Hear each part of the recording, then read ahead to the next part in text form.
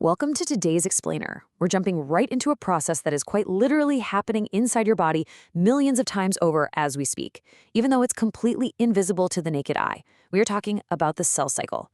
This is the incredibly precise, highly structured series of events that every single cell has to go through to grow and divide. You can really think of it like a micro-hero's journey. A single cell prepares, completely transforms, and then duplicates itself just to keep us alive, growing, and healing.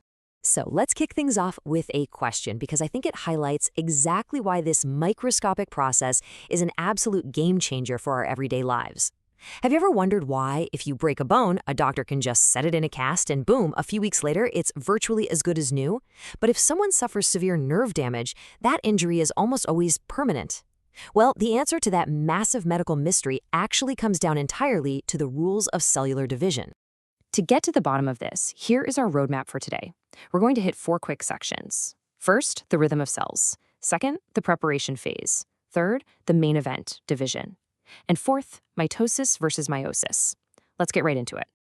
Section 1, the rhythm of cells. Because as it turns out, not all cells march to the beat of the same drum. Okay, this perfectly answers our opening question. Based on their actual capacity to divide, cells fall into 3 totally different rhythms. First up, you've got continuous cell division. These are your blood cells and muscle fibers. They are constantly on the go, dividing just to replace worn-out cells. Next, we have occasional cell division. These are cells like your heart and bone cells that usually just kind of chill out on standby, but they will spring into action and divide if there's a fracture or an injury. And finally, we have non-dividing cells. These are your neurons and ovum cells. They simply do not divide at all, meaning the number you have remains completely constant throughout your entire life. So bones can heal because those bone cells are occasional dividers ready to step up, but nerves cannot regenerate because your neurons are strictly non-dividing. Make sense? Now, if we look at the big picture of a dividing cell's lifespan, it is broadly split into 2 main chunks. On the one side, we have interphase. This is the time span between 2 cell divisions, where the cell is highly metabolically active, but it's not actually dividing yet. On the other side is the M phase. This is the dramatic part, the phase where the cell is actively undergoing division. And a cell spends very specific amounts of time in these states. The interphase itself is broken down into 3 subphases, and then the M phase kicks in right after with 2 subphases of its own. Moving right along to section 2, the preparation phase. Think of interphase like a biological training montage. Let's break down exactly how this training happens. During interphase, the cell has to execute 3 highly coordinated steps before it can even think about dividing. Step 1 is the G1 phase. The cell is just starting out here. Its DNA is sitting at a normal baseline level of 2C, and the centriole remains completely unchanged. Then we hit step 2, the S phase, and this is absolutely crucial. In the S phase, the amount of DNA literally doubles and 2 centrioles form.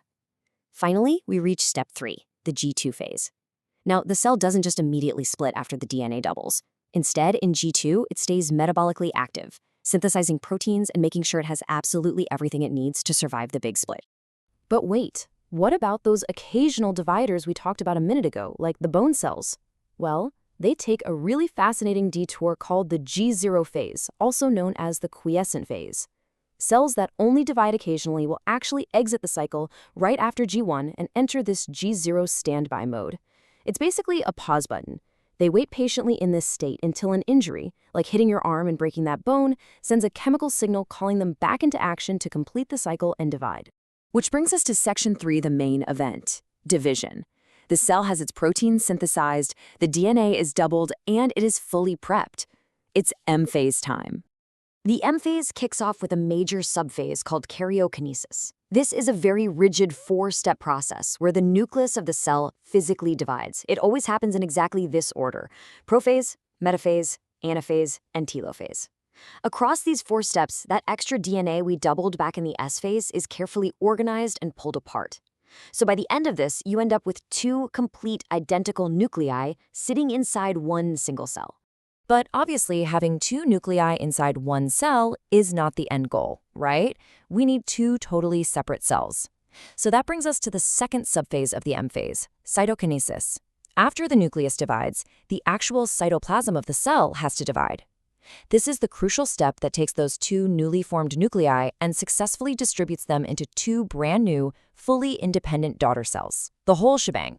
Now, what's really wild is that the physical mechanism for this final split is totally different depending on whether you're a plant or an animal. In animal cells, the division is handled by a furrow. It's essentially a cleavage that pinches inward, kind of like tightening a belt to ensure the cell and its nuclei divide into two daughter cells. But plant cells have tough, rigid cell walls, so they can't just pinch themselves in half. Instead, their division relies on a plate that literally builds up right down the middle to build a wall and separate the cell. All right, on to our final section, mitosis versus meiosis. Up until now, we've kind of been treating the M phase like it's just one thing, but there are actually two entirely different types of division. Let's look at them side by side, because the one a cell uses depends entirely on its ultimate job. First, we have mitosis. This happens in somatic cells, which are just your everyday body cells. Its whole job is to produce more body cells, giving us two daughter cells from a single division. And because it's essentially making a carbon copy, it creates two diploid daughter cells. Then, on the other hand, we have meiosis. This is a totally different ballgame. It only occurs in germ cells to produce gametes. Instead of one quick division, a single parent cell goes through a two-stage division process to form four daughter cells. And unlike the exact copies in mitosis, these four daughter cells are haploid, meaning they carry only half of the genetic material. So what does this all mean on a macro scale? Well, mitosis is basically your body's maintenance crew. It's vital for growth and development, it's the engine of asexual reproduction, and importantly, it plays absolutely no role in evolution. It just makes things bigger and keeps them running. Meiosis, however, is the fundamental requirement for sexual reproduction because it mixes things up to create those varied haploid gametes. Meiosis is literally the engine driving the entire process of evolution. Which really leaves us with this final, profound thought to chew on. We started today by talking about how your body heals a broken bone using occasional mitotic cell division. But if we zoom all the way out and look at the entire human species over thousands of generations, without that specialized two-stage process of meiosis having and mixing our genetic material, would human evolution as we know it even exist? There is no way. It is absolutely incredible to think that the grand, epic story of human evolution is entirely driven by microscopic mechanisms happening inside germ cells right now. Thank you so much for joining me on this micro-hero's journey through the cell cycle. I really hope this explainer has given you a whole new appreciation for the amazing hidden rhythms keeping you alive and evolving.